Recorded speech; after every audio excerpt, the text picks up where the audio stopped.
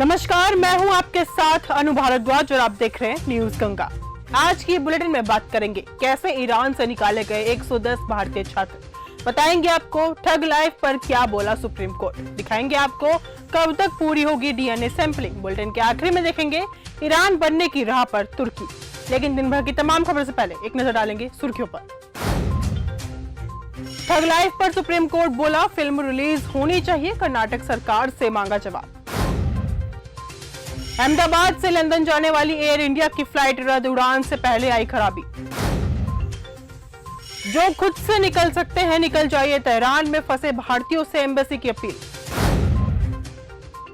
जनगणना के नोटिफिकेशन में नहीं जाति शब्द, केंद्रीय गृह मंत्री की ओर से 2027 में जनगणना की घोषणा के बाद राजनीतिक विवाद शुरू हो गया है। कांग्रेस ने अधिसूचना में जाति शब्द न होने पर सवाल उठाए हैं, जबकि बीजेपी ने कांग्रेस पर ओबीसी और ईडब्ल्यूएस समुदाय को धोखा देने का आरोप लगाया है।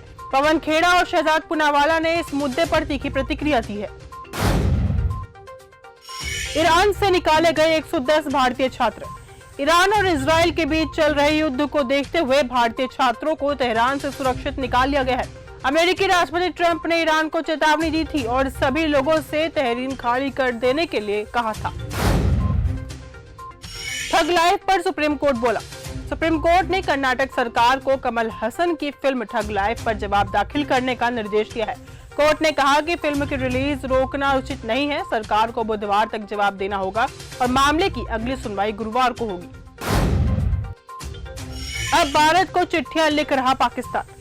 पाकिस्तान इस समय इतिहास के सबसे भीषण जल संकट से गुजर रहा है। इसके पीछे सबसे बड़ा कारण माना जा रहा है भारत द्वारा सिंधु जल संधि के तहत मिलने वाले जल में भारी कटौती। स्थानीय जल विशेषज्ञों के अनुसार भारत से बहकर आने वाली चिनाब नदी का प्रवाह 92% तक घट चुका है, जिससे पंजाब और सिंध जैसे बड़े कृषि क्षेत्र की फसलें तबाह के कगार पर है। जस्टिस वर्मा के समर्थन में आए कपिल सिब्बल। जस्टिस यशवंत वर्मा के समर्थन में कांग्रेस सांसद कपिल सिब्बल खड़े दिखाई दे रहे हैं। जस्टिस वर्मा के मामले में कांग्रेस सांसद ने सरकार और पुलिस से कई सवाल पूछे हैं।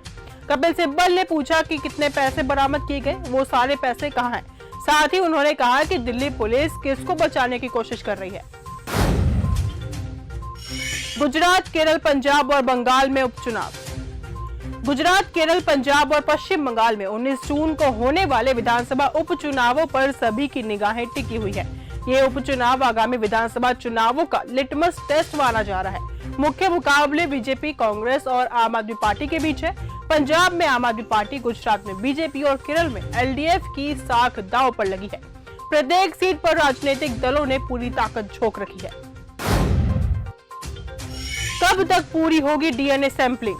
हादसे के बाद से ही कई रिश्तेदार अहमदाबाद में रुके हुए हैं और परिचित का शव लेने के लिए इंतजार कर रहे हैं। इंतजार करने वालों में राजस्थान के बांसवाड़ा से आए डॉक्टर प्रतीक जोशी के रिश्तेदार भी हैं।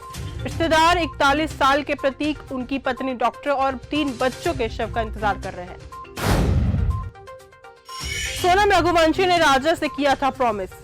इंदौर के राजा रघुवंशी मर्डर केस की जांच के बीच एक और वीडियो सामने आया है, जिसमें राजा और सोनम दोनों शादी के बाद रिसेप्शन के दौरान काफी खुश दिख रहे हैं। वीडियो में देखा और सुना जा सकता है कि मंच का संचालन कर रहा एक शख्स दोनों से कुछ सवाल करता है और एक दूसरे को वचन दिलाता है। अमरनाथ यात्रा रूट हुआ नो फ्लाइंग जोन।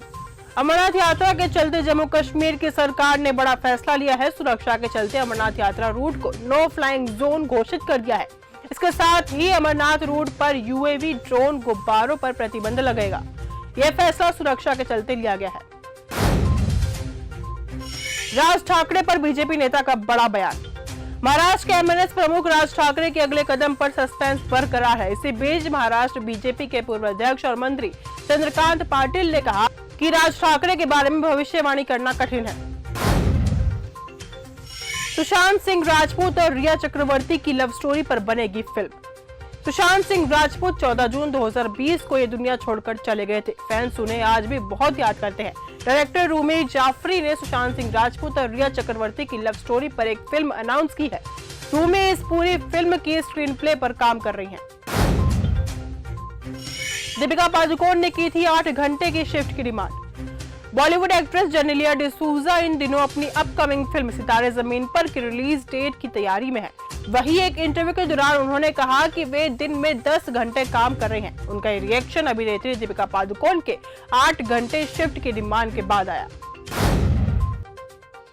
5 दिन में दूसरा सीरियस ढेर।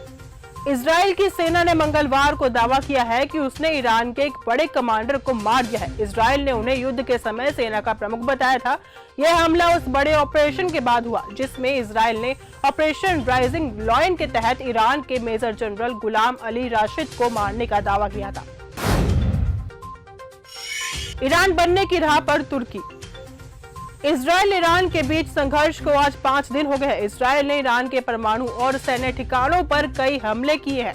जवाब में ईरान भी लगातार मिसाइलें दाग रहा है। इसी बीच तुर्की के राष्ट्रपति एर्दोगन ने अपने देश में छोटी और लंबी दूरी की मिसाइलों का उत्पादन तेजी से बढ़ा दिया है।